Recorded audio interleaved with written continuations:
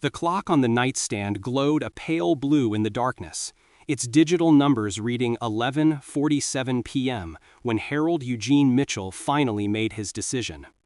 At 87 years old, with arthritis in both hands and a heart that had been patched twice by surgeons who called him a medical miracle, Harold had outlived most of his generation. He had survived the jungles of Vietnam, the loss of his beloved wife Margaret, and the slow deterioration of a body that had once been strong enough to carry wounded soldiers through enemy fire. But he wasn't sure he could survive another day in this house. The room they had given him was small, barely larger than a closet, with a single window that looked out onto the neighbor's fence. His nephew, Derek, had called it the guest room, but Harold knew better. It was a holding cell, a place to store the old man until he finally did everyone the favor of dying. The door didn't lock from the inside, a detail that Derek claimed was for Harold's safety, but felt more like a reminder that he had no privacy, no autonomy, no rights in this house that smelled of artificial air freshener and resentment. Harold had moved in with Derek and his wife Patricia 6 months ago, after the fall that had shattered his hip and left him unable to care for himself. The doctors had said he needed supervision, needed help with daily tasks, needed someone to make sure he took his medications and didn't wander off in confusion. Derek had stepped forward with a smile that didn't quite reach his eyes and offered to take his uncle in. It was the right thing to do, he'd said. Family takes care of family. But Harold had quickly learned that Derek's version of taking care of family involved collecting Harold's social security checks, selling off his possessions piece by piece, and treating him like an inconvenience that had to be tolerated rather than a human being who deserved respect. The meals were sparse and often cold by the time they reached him. The television in his room had been removed after the first month, deemed an unnecessary luxury. And the photograph of Margaret, the only thing Harold had asked to keep when they'd emptied his apartment, had disappeared one day without explanation. He had asked about it once, just once, and Derek had told him not to worry about material things at his age. Focus on what matters, his nephew had said, getting better, being grateful for the roof over your head. Harold had stopped asking questions after that. But tonight, something had changed. Tonight, lying in the darkness of his tiny room, listening to Derek and Patricia argue about money in the kitchen below, Harold had felt something stir in his chest that he hadn't felt in months. It wasn't hope exactly, more like defiance. A refusal to accept that this was how his story would end, forgotten and diminished in a house where no one cared if he lived or died. He was going to leave. He didn't know where he would go or how he would survive. But he knew with absolute certainty that he couldn't spend another night in this place. If he was going to die, and at 87, that was a when rather than an if, he was going to die on his own terms, free. The clock turned to midnight as Harold swung his legs over the side of the bed, wincing at the familiar pain in his hip. The surgery had been successful, the doctors claimed, but success was a relative term when you were pushing 90. He could walk now, slowly and with the help of a cane, but the pain never fully went away. It was a constant companion, as familiar as his own heartbeat. He dressed quietly in the darkness, pulling on the clothes he had laid out earlier that evening. A pair of worn khaki pants that had seen better days. A flannel shirt that Margaret had bought him 30 years ago, the fabric soft and thin from countless washings. His old army jacket, the one he'd kept through every move and every life change, the one that still bore the patches from his unit and the faded stains that he pretended were just age, but knew were something darker. His wallet was in the drawer of his nightstand, containing exactly $14 and a photograph of Margaret that Derek hadn't found. His wedding ring was on his finger, too tight now to remove, a permanent reminder of the 53 years he had spent with the love of his life. And his cane was propped against the wall, waiting to help him take the first steps toward freedom. Harold moved slowly, carefully, aware that every creak of the floorboards could wake Derek and Patricia and end his escape before it began. The hallway outside his room was dark, the only light coming from the street lamp outside the front window. He paused at the top of the stairs, gathering his strength for the descent that would be the most challenging part of his journey. That's when he heard it, a soft whimper coming from somewhere below. Harold froze, his hand gripping the banister, his heart pounding in his chest. The sound came again, louder this time, and he recognized it immediately. It was Biscuit, Derek's dog, a golden retriever mix that had been banished to the basement 6 months ago when Harold moved in. Patricia claimed she was allergic, though Harold had never seen her so much as sneeze in the dog's presence. The truth, he suspected, was simpler. Biscuit was old, nearly 12 years old, and old things in this house were treated as burdens to be hidden away. Harold had met Biscuit only a handful of times, brief encounters in the backyard before Patricia shooed the dog back to the basement. But in those moments, he had seen something in the dog's eyes that resonated with his own experience.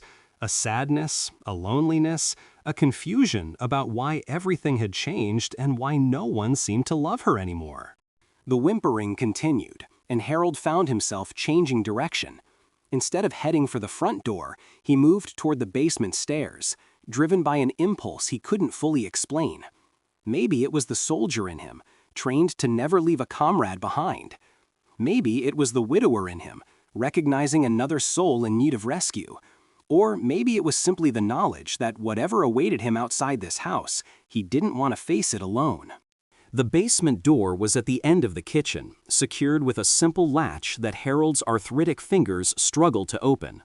When it finally gave way, a wave of stale air rushed up to meet him, carrying with it the unmistakable smell of a dog that had been neglected for too long. The stairs down were steep and narrow, and Harold had to grip the railing with both hands as he descended, his cane tucked awkwardly under his arm. Each step sent jolts of pain through his hip, but he kept going, following the sound of Biscuit's whimpering until he reached the concrete floor of the basement. She was in the corner, lying on a bare dog bed that had lost most of its padding years ago. A water bowl sat nearby, nearly empty, and a food dish contained the remnants of what might have been kibble but now looked more like crumbs. Biscuit lifted her head when Harold approached, her tail giving a weak wag that broke his heart. She wasn't just old, she was sick. Harold could see it in the way she moved, the effort it took for her to raise herself even slightly off the bed. Her coat was dull and matted, her eyes clouded with what might have been cataracts or simply exhaustion. She had been down here for 6 months, he realized, alone and forgotten in the darkness, while the family upstairs went about their lives as if she didn't exist. Harold knelt beside her, ignoring the protest from his hip, and placed his hand on her head. Her fur was rough under his palm, but she leaned into the touch with a desperation that spoke of months without affection. "Hey there, girl," he whispered. I know how it feels." Biscuit's tail wagged again, stronger this time, and she struggled to her feet. She was unsteady, her back legs trembling with the effort, but she managed to stand and press her nose against Harold's hand. "I'm getting out of here," Harold told her, speaking the words aloud for the first time and feeling their power settle into his bones. "And you're coming with me." It was a crazy plan, maybe the craziest he'd ever had, and that included the time he'd volunteered for a night patrol in enemy territory because he'd seen a Vietnamese child wander into the jungle. But crazy had always worked for Harold. Crazy had kept him alive when better men had died. Crazy had given him Margaret, had given him 53 years of love and happiness that he wouldn't trade for anything. Crazy was all he had left. Getting Biscuit up the basement stairs was an ordeal that took nearly 15 minutes. She was heavier than she looked, probably 60 pounds, despite her obvious malnourishment, and her legs gave out twice during the ascent. Harold ended up half carrying her, his cane abandoned somewhere in the darkness below, his hips screaming in protest with every step. But they made it. They emerged into the kitchen just as the clock on the microwave turned to 12:23 a.m., both of them panting and exhausted, but alive and together. Harold paused to catch his breath, one hand on the kitchen counter, the other resting on Biscuit's head. The dog looked up at him with something like wonder in her clouded eyes, as if she couldn't quite believe that someone had come for her. "Come on," Harold whispered. "Let's go." They slipped out the back door, which Harold knew was never locked because Derek was too cheap to replace the broken deadbolt. The night air was cold, much colder than Harold had expected, and he immediately regretted not grabbing a heavier coat. But it was too late to go back now. Any moment, Derek or Patricia might wake up and discover his empty bed. Any moment, the window of opportunity would close forever. Harold and Biscuit moved through the backyard, past the neglected garden that Patricia had once tended with care, past the children's swing set that had stood empty since Derek's kids had grown up and moved away. The gate to the alley was rusted but functional, and it swung open with a creak that made Harold wince. The alley behind Derek's house connected to a network of similar passages that ran between the rows of modest homes in this suburban neighborhood. Harold had explored them during his rare moments of unsupervised outdoor time, memorizing the layout like he'd once memorized patrol routes in the jungle. He knew that if he followed the alleys south for about half a mile, he would reach the old railroad tracks that ran along the edge of town. The tracks had been decommissioned years ago, transformed into a walking trail that stretched for nearly 20 miles in either direction. During the day, it was filled with joggers and cyclists and families pushing strollers. But at night, it was empty, a ribbon of darkness cutting through the landscape like a road to nowhere. That's where Harold was heading. Not because he had a destination in mind, but because the trail felt like freedom in a way that nothing else in his life had for a very long time. Biscuit walked beside him, her steps slow but steady, matching her pace to his without any guidance. She stayed close enough that Harold could feel her warmth against his leg, close enough that if he reached down, his fingers would brush against her matted fur. It was a comfort he hadn't known he needed, the simple presence of another living being that didn't judge him or pity him or wish he would hurry up and die. They walked for what felt like hours, though it was probably closer to one. The suburban streets gave way to commercial zones, dark storefronts and empty parking lots, and then to the industrial area on the edge of town, warehouses and storage facilities surrounded by chain-link fences. The old railroad tracks were just beyond, marked by a wooden sign that read Riverside Trail, and a parking lot that was empty except for a single abandoned shopping cart. Harold was exhausted by the time they reached the trailhead. His hip was beyond pain now, settling into a kind of numb throbbing that he knew would be excruciating once the adrenaline wore off. His feet ached in his worn shoes, and his breathing came in short, ragged gasps that worried him more than he wanted to admit. But he kept going, step by step, one foot in front of the other, the same way he had survived everything else in his long life. Biscuit stayed beside him, her presence a silent encouragement that meant more than any words could have expressed. The trail was dark, lit only by the occasional solar-powered marker and the pale light of a half-moon hidden behind clouds. The trees pressed close on either side, their bare branches reaching toward each other like skeletal fingers trying to touch. In the distance, Harold could hear the sound of the river that gave the trail its name, a constant rushing that grew louder as they walked. He didn't know how far they had traveled when his legs finally gave out. One moment he was walking, and the next he was on his knees, the packed dirt of the trail cold and hard beneath him. Biscuit whimpered and pressed against his side, her warm body the only thing keeping him from collapsing completely. Harold's first thought was that this was it. This was how he died, alone on a walking trail in the middle of the night, with no one to find him until morning. It wasn't the worst ending he could imagine. It was certainly better than dying in Derek's house, forgotten and diminished and waiting for a death that seemed to take forever to arrive. But Biscuit had other plans. The dog pulled away from his side and stood in front of him, her tail wagging with an urgency that seemed out of character for her aged, weakened state. She barked once, a sound that cut through the silence of the night like a gunshot, and then turned and began walking down the trail. Harold watched her go, confused and too exhausted to call out. But after a few steps, Biscuit stopped and looked back at him. her clouded eyes somehow managing to convey impatience and concern in equal measure. She barked again, then took a few more steps and looked back once more. She wanted him to follow. Harold didn't know where the strength came from. Maybe it was the same place that had powered him through 3 tours in Vietnam, the same reserve of determination that had allowed him to carry a wounded soldier on his back for 6 miles through enemy territory. Or maybe it was simply the refusal to let this dog, this forgotten and abandoned creature that had trusted him with her life, down. He pushed himself to his feet, ignoring the screaming protest of every joint and muscle in his body, and followed Biscuit down the trail. They walked for another 20 minutes, Biscuit always staying just ahead, looking back every few steps to make sure he was still coming. The river sound grew louder, and Harold began to notice other sounds too. Voices, faint but unmistakable, somewhere up ahead. The trail curved around a thick stand of trees and opened up onto a small clearing beside the river. Harold stopped at the edge of the clearing, his breath catching in his throat at what he saw. There were people here, maybe a dozen of them, clustered around a fire that burned in a metal drum. They had set up makeshift shelters out of tarps and cardboard, creating a small village of sorts in this hidden corner of the trail. Some were standing, warming their hands over the fire. Others were sitting on overturned crates or fallen logs, and all of them turned to look as Harold and Biscuit emerged from the darkness.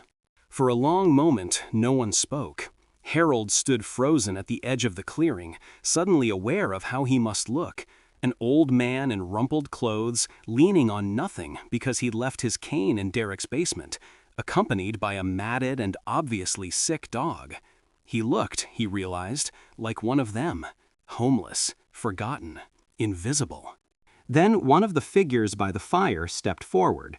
She was a woman, maybe in her 50s, with gray hair pulled back in a messy bun and a face that had been weathered by years of hard living.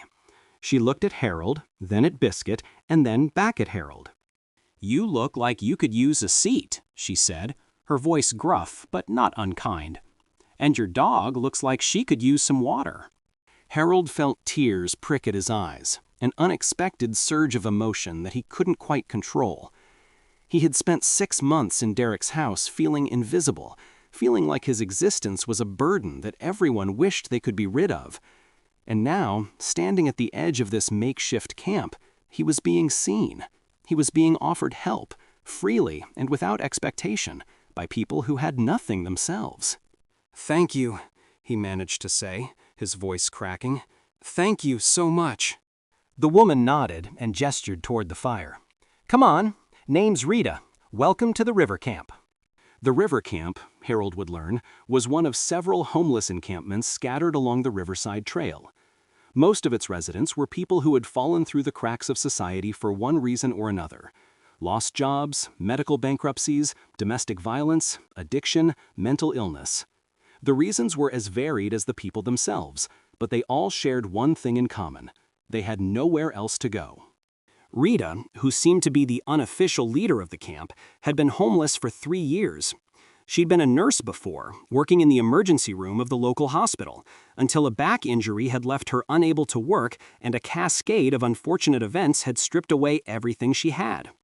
Now she used her medical training to help her fellow camp residents, patching up wounds and monitoring chronic conditions and doing her best to keep everyone alive until morning. She took one look at Harold and immediately began assessing him. His hip, she said, was obviously in bad shape, though there wasn't much she could do about it without proper equipment. His heart rate was elevated and his breathing was labored, but he didn't show signs of an immediate cardiac event. Most importantly, he was severely dehydrated and probably malnourished, conditions that could be addressed with rest and food. Biscuit received similar attention. Rita knelt beside the dog and examined her with gentle, practiced hands, her expression growing increasingly concerned as she felt the prominent ribs and the strange lumps that Harold hadn't noticed in the darkness of the basement. "She's not doing well," Rita said quietly, looking up at Harold. "When's the last time she saw a vet?" Harold shook his head. "I don't know. She's not my dog. Not really. She belongs to my nephew. I found her in his basement tonight, and I couldn't leave her there." Rita's eyes narrowed. Your nephew was keeping a sick dog in the basement? He was keeping a lot of things in places they shouldn't be, Harold said, and something in his voice made Rita nod slowly, as if she understood more than his words had conveyed. "Well, she's your dog now," Rita said, "and we'll take care of her as best we can. There's a vet in town who volunteers at the shelter on weekends. We might be able to get her seen in a couple of days." A couple of days? Harold didn't know if Biscuit had a couple of days, but it was better than nothing. It was better than the basement. The camp residents made space for Harold and Biscuit by the fire, offering blankets and bottled water and the remains of a meal that someone had salvaged from a restaurant dumpster earlier that evening. Harold ate mechanically, not tasting the food but grateful for its warmth in his stomach. Biscuit lay beside him, her head resting on his thigh, too exhausted to do more than close her eyes. As the fire crackled and the night deepened, Harold found himself telling his story. Not the whole story, not all 87 years of it, but the parts that mattered. Vietnam, Margaret, the fall that had broken his hip and his independence, Derek and the tiny room, and the photograph of his wife that had disappeared without explanation. The camp residents listened without interruption, their faces illuminated by the firelight, their expressions ranging from sympathy to recognition to a simmering anger on his behalf. When he finished, there was a long moment of silence before Rita spoke. "You're safe here," she said, "for as long as you need to be." Harold nodded, too overwhelmed to speak. He pulled one of the borrowed blankets tighter around his shoulders and looked up at the sky, where the clouds had parted to reveal a scattering of stars. Somewhere in the distance, a train whistle sounded, a mournful note that seemed to echo his own displaced state. He was homeless now. At 87 years old, after a life that had included war and love and loss and everything in between, he had ended up here, sleeping beside a river with people who had nothing except each other. It should have felt like failure, like the final proof that his life had amounted to nothing in the end. But somehow it didn't. Somehow, lying here beneath the stars with Biscuit's warm weight against his leg and the sound of the fire crackling nearby, Harold felt more at peace than he had in months. He was free. He was among people who saw him, who treated him like a human being worthy of respect. And he had saved a life tonight, even if it was just the life of a forgotten old dog. That had to count for something. He slept deeply that night, more deeply than he had since before the fall. And when he woke, it was to the sound of voices and the smell of coffee brewing over the fire, and the feeling of Biscuit's tongue on his hand as she greeted him with the enthusiasm of a dog that had found her person at last. The next few days passed in a blur of small kindnesses and gradual adjustments. Harold learned the rhythms of life at the river camp, the unwritten rules that governed this community of displaced souls. Everyone contributed what they could, whether that was food scavenged from dumpsters, skills like Rita's medical training, or simply the willingness to keep watch during the night so others could sleep safely. Harold's contribution came in an unexpected form. On his second morning at the camp, one of the residents, a young man named Marcus who had lost his leg in a motorcycle accident and subsequently lost everything else, approached him with hesitation in his eyes.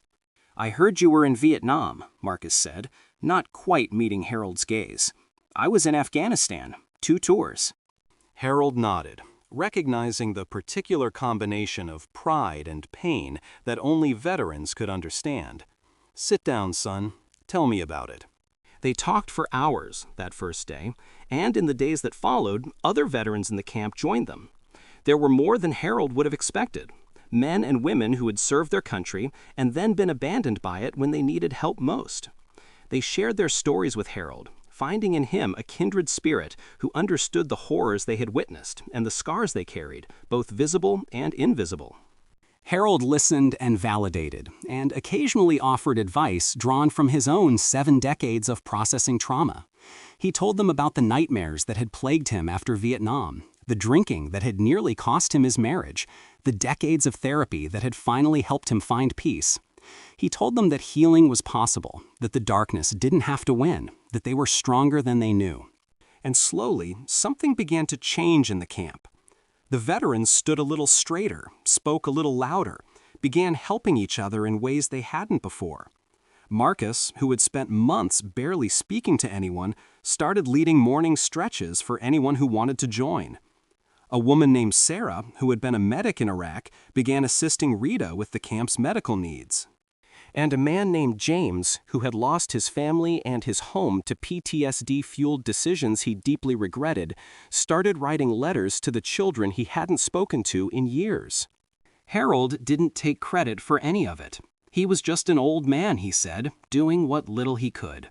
But the others knew better.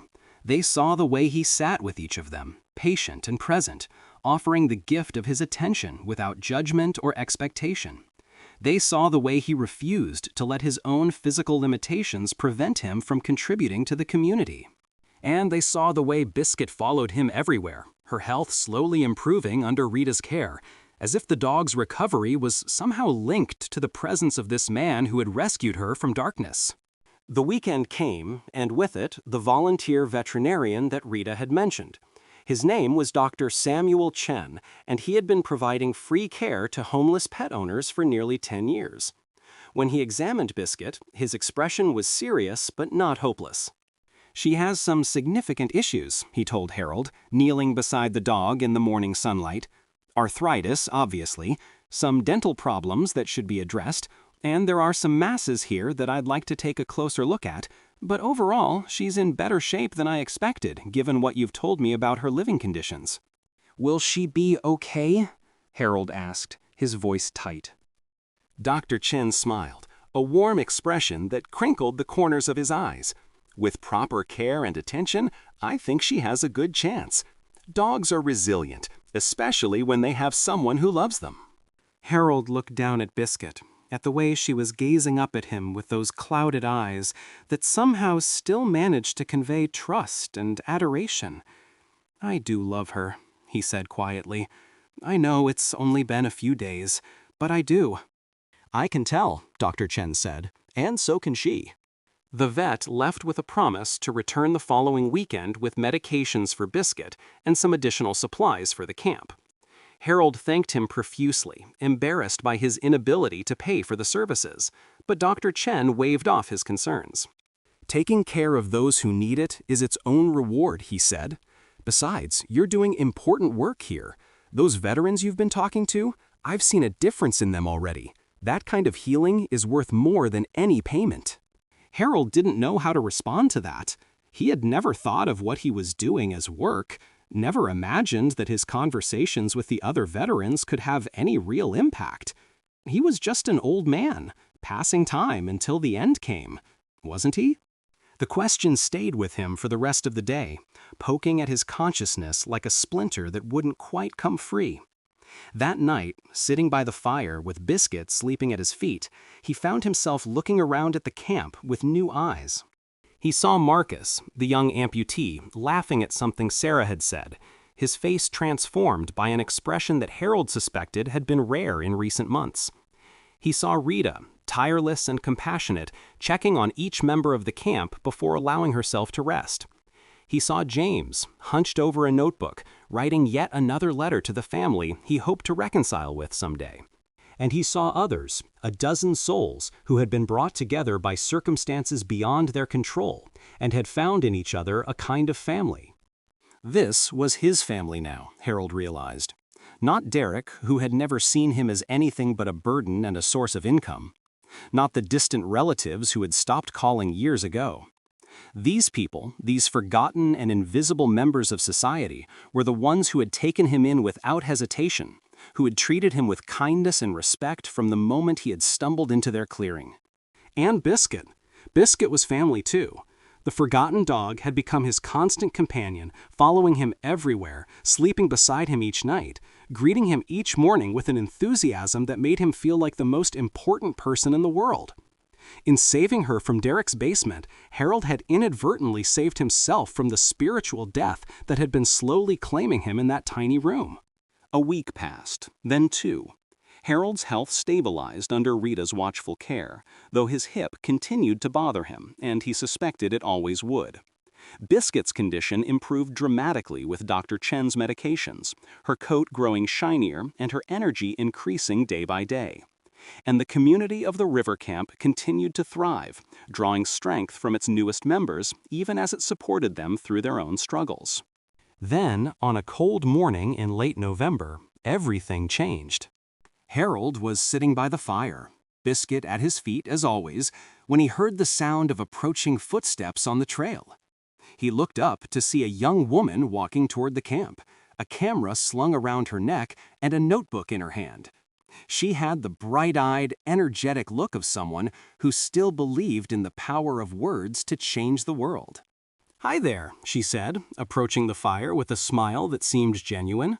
"My name is Jennifer Rodriguez. I'm a reporter with the Tribune. I'm working on a story about the homeless community along the river, and I was hoping I could talk to some of the residents here." The camp went quiet, the easy chatter dying away as people assessed the newcomer. Reporters were not always welcome in spaces like this.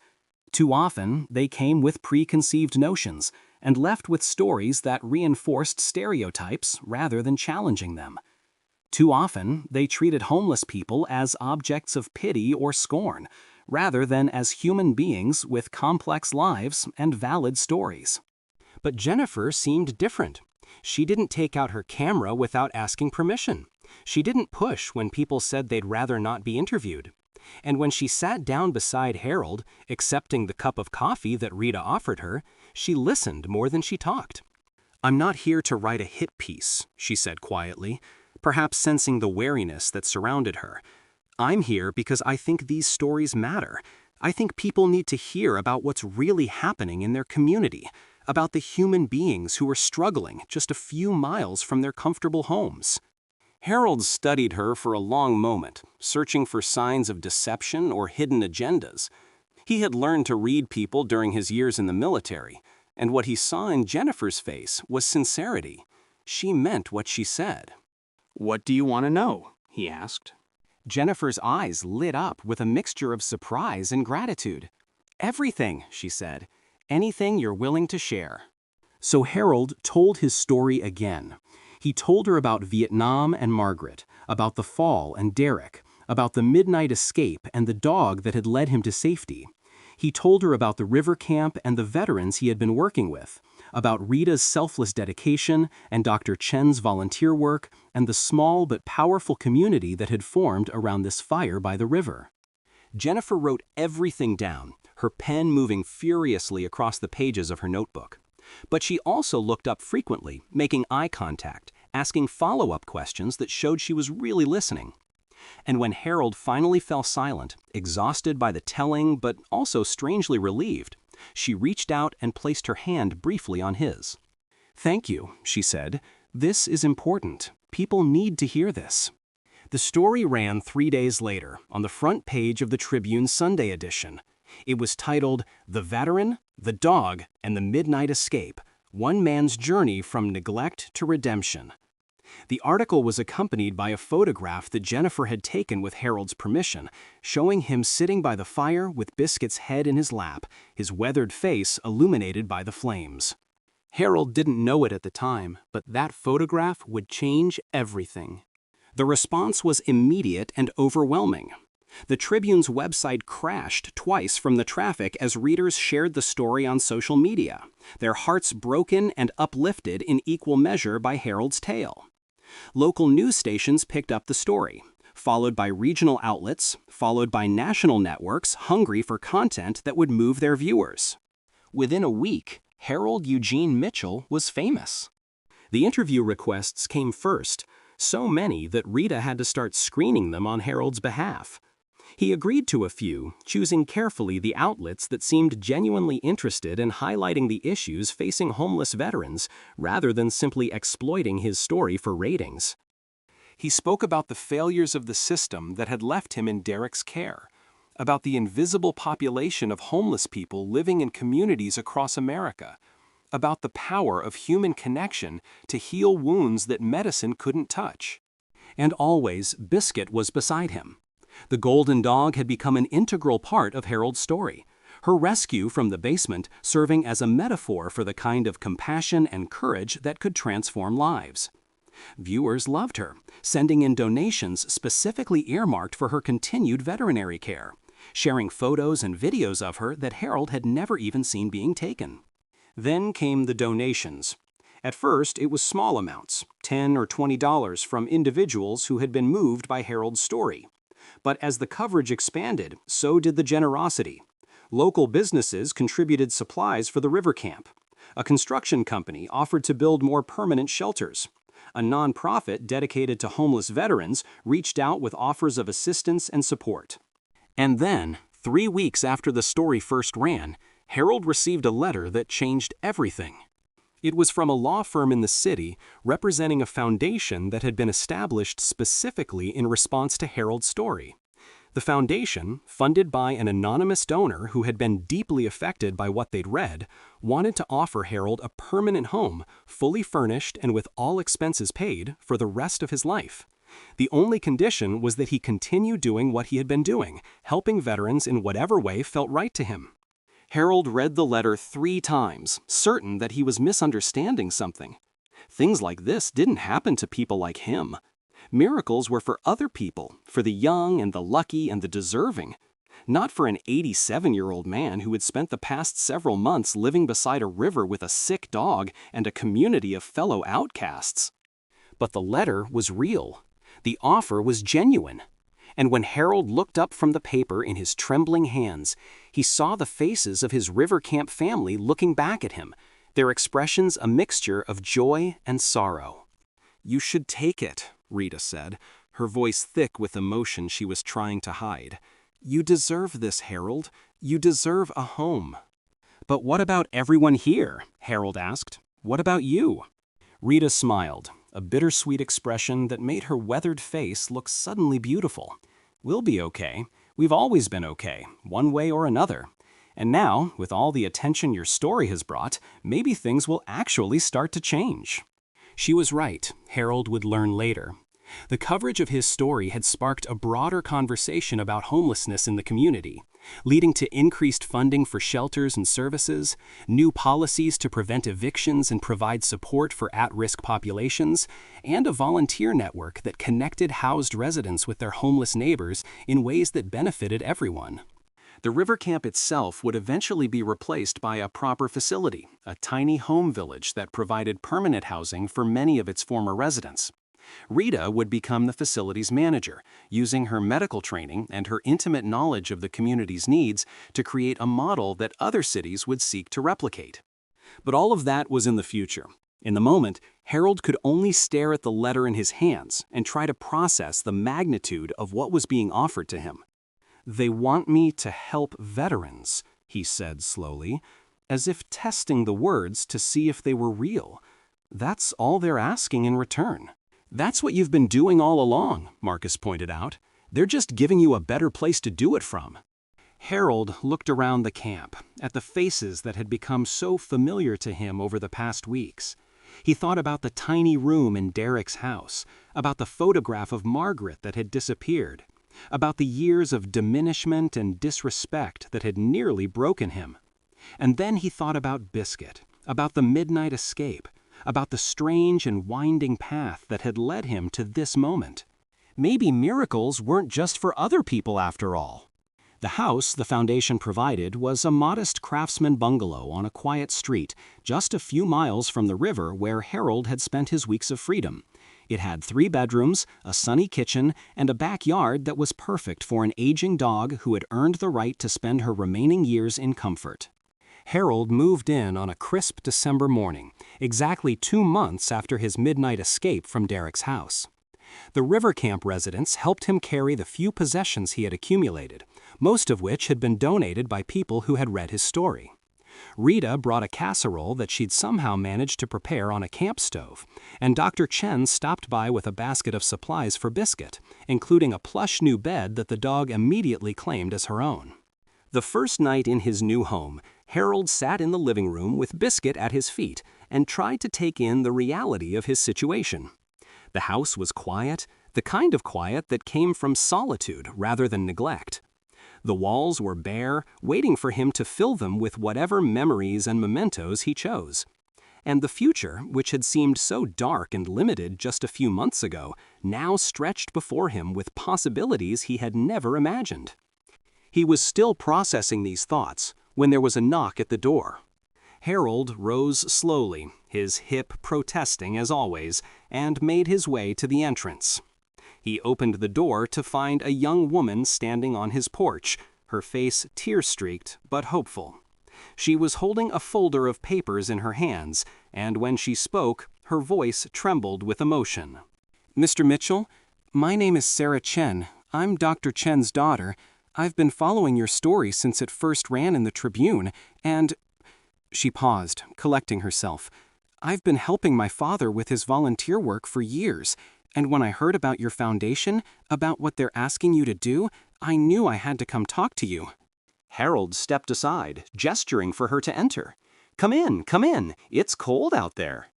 Sarah followed him into the living room, her eyes taking in the sparse furnishings with a look of recognition. "I know what it's like to start over," she said quietly. "After my divorce, I had to rebuild my life from nothing. My father was the one who helped me through it, just like you've been helping the veterans at the river camp." She opened the folder and spread the papers across the coffee table. They were plans, Harold realized, detailed proposals for a program that would pair homeless veterans with therapy dogs, providing both populations with the companionship and purpose they needed. "I've been working on this for months," Sarah explained. "I have a background in social work, and I've seen firsthand how powerful the human-animal bond can be. But I didn't have the resources or the platform to make it happen. And then I read your story, and I thought—" She looked up at him, her eyes bright with unshed tears. "I thought maybe we could do this together." Harold studied the plans, his mind racing despite his exhaustion. The program Sarah was proposing was ambitious but achievable, combining veterinary care for rescue animals with mental health support for veterans who had fallen through the cracks of traditional services. It was exactly the kind of work that the foundation had asked him to do, exactly the kind of purpose that his life had been missing for so long. He looked at Biscuit, who had risen from her bed to investigate the newcomer. The dog sniffed Sarah's outstretched hand, then wagged her tail in approval before returning to her spot by Harold's feet. "I think," Harold said slowly, "that Biscuit likes your idea." Sarah laughed, a sound that broke the tension in the room like sunlight breaking through clouds. "Does that mean you're interested?" "It means I'm more than interested. It means I think we should start as soon as possible." The program launched 3 months later, operating out of a facility that had been renovated specifically for the purpose. It was called Biscuit's House, named in honor of the dog that had started it all, and it quickly became one of the most successful initiatives of its kind in the country. The concept was simple but powerful. Rescue dogs from local shelters were brought to the facility, where they received medical care, training, and socialization. At the same time, homeless veterans were invited to participate in the program, helping with the dog's care and learning skills that could translate to employment in the broader world. As the weeks passed, bonds formed between specific dogs and specific veterans, and when both were ready, they graduated from the program together, the veteran with a trained service animal and the dog with a forever home. Harold was the heart of the operation, the wise elder whose presence seemed to put everyone at ease. He led group sessions where veterans could share their experiences without judgment, drawing on his own decades of processing trauma to guide them toward healing. He worked with the dogs, too, his gentle patience proving particularly effective with animals that had been abused or neglected before being rescued. And always, Biscuit was at his side. The old dog had become the unofficial mascot of the program, her story inspiring everyone who heard it. She was living proof that it was never too late for redemption, never too late to find love and purpose and belonging. The media continued to follow Harold's story as it evolved from a tale of escape and survival into something larger, a narrative of transformation and community that seemed to resonate with people across the country. He received letters from all 50 states and several foreign countries, messages from veterans who had found hope in his example, and from ordinary citizens who had been moved to act by his story. Derek, Harold's nephew, resurfaced briefly during this period. He appeared at Biscuit's house one afternoon, his expression a mixture of embarrassment and calculation that Harold recognized immediately. Derek wanted money, of course. He claimed that Harold had stolen from him by taking the dog, that he was owed compensation for the care he had provided during those 6 months of imprisonment. Harold had him escorted off the property by security, calmly but firmly, and never saw him again. The encounter barely registered in the grand scheme of things, a minor annoyance in a life that had become filled with meaning and connection. The years that followed were the best of Harold's life, even better than the decades with Margaret, though that felt like a betrayal to admit even to himself. He watched the program grow and flourish, saw hundreds of veterans paired with dogs that would help them heal, witnessed transformations that seemed nothing short of miraculous. He mentored Sarah Chen as she took on more and more responsibility for the operation, preparing for the day when he would no longer be able to lead. And he loved Biscuit, loved her with a depth and purity that surprised him. The old dog had been given a second chance at life, and she had seized it with a determination that inspired everyone around her. She attended every group session, every graduation ceremony, every fundraising event. She greeted new arrivals with a wagging tail and a knowing look, as if she could see into their souls and recognize the pain they carried. Biscuit passed away peacefully in her sleep on a warm spring morning, exactly 5 years after Harold had carried her up from Derek's basement. She was 17 years old, ancient for a dog her size, and she had lived every one of those years to the fullest. Harold was beside her when she went, his hand on her head, his voice soft as he told her how much she had meant to him. "You saved my life, you know," he whispered as her breathing slowed. "I was going to die in that house, one way or another, but you led me out. You showed me that there was still something worth living for." Biscuit's tail gave one last weak wag, and then she was gone. The funeral service was held at Biscuit's house, attended by hundreds of people whose lives had been touched by the old dog's story. Veterans wept openly, their service animals pressed close against their sides. Staff members shared memories of Biscuit's gentle presence, her uncanny ability to comfort those who needed it most. And Harold stood before them all, his face wet with tears but his voice steady, and told them about the night that had changed everything. "She found me," he said, "when I didn't know I needed to be found. She led me into the darkness, and then she led me back out again. And because of her, because of what she showed me about courage and love and the power of second chances, all of this exists." He gestured around the facility, at the dogs and veterans and staff members who had gathered to honor Biscuit's memory. "This is her legacy. Every dog that finds a home, every veteran that finds healing, every life that's changed for the better, it all started with her." The crowd was silent for a long moment, absorbing his words. Then, from somewhere in the back, a single voice began to sing. It was Amazing Grace, the song that had been played at Margaret's funeral all those years ago.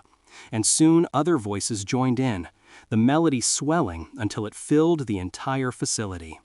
Harold closed his eyes and let the music wash over him.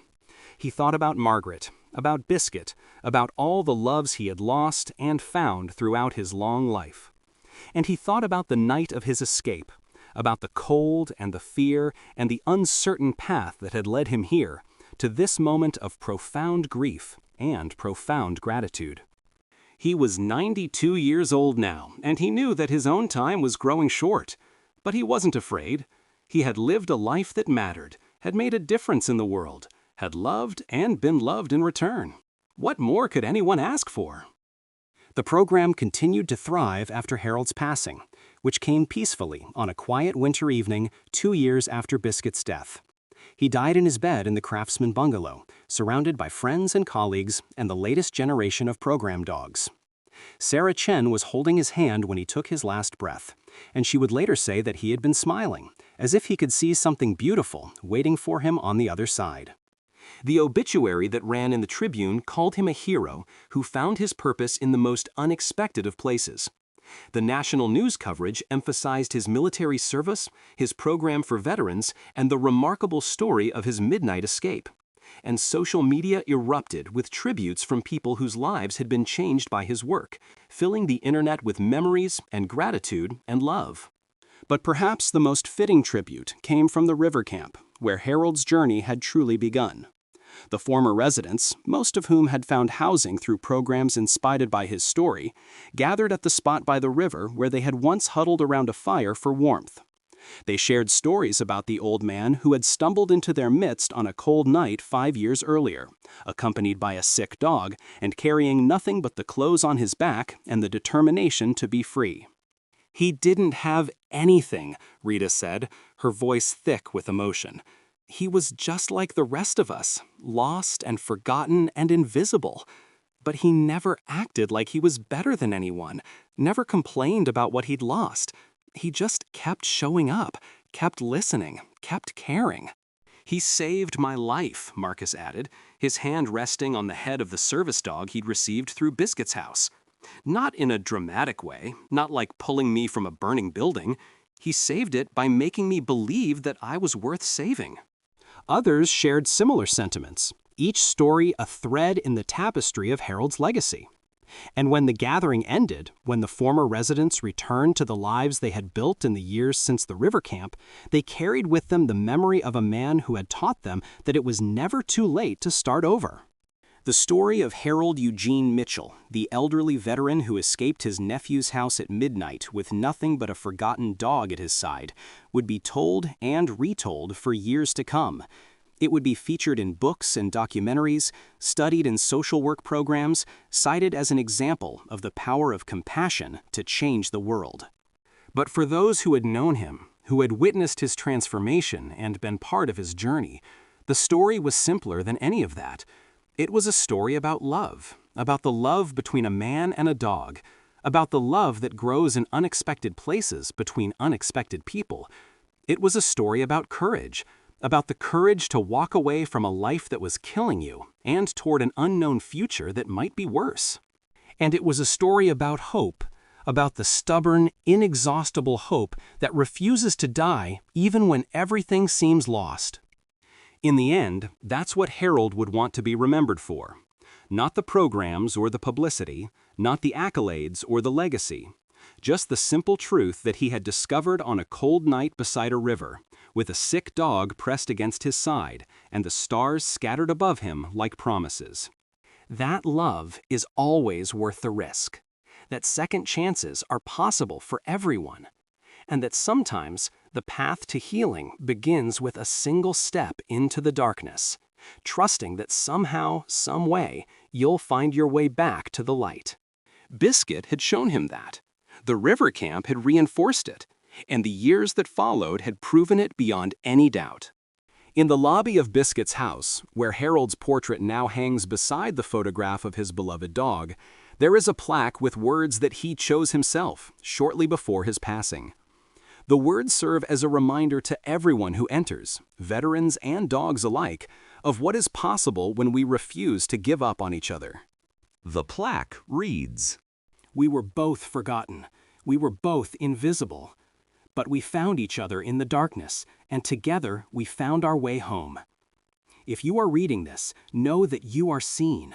Know that you are valued. And know that no matter how lost you feel, there is always someone out there who is looking for you. Don't give up. The miracle you need might be just around the corner, waiting for you to take the first step. Below the words is a smaller inscription, added by Sarah Chen after Harold's death. "In loving memory of Harold Eugene Mitchell and his beloved Biscuit, who led him home." Every day, veterans enter Biscuit's house carrying burdens that seem too heavy to bear.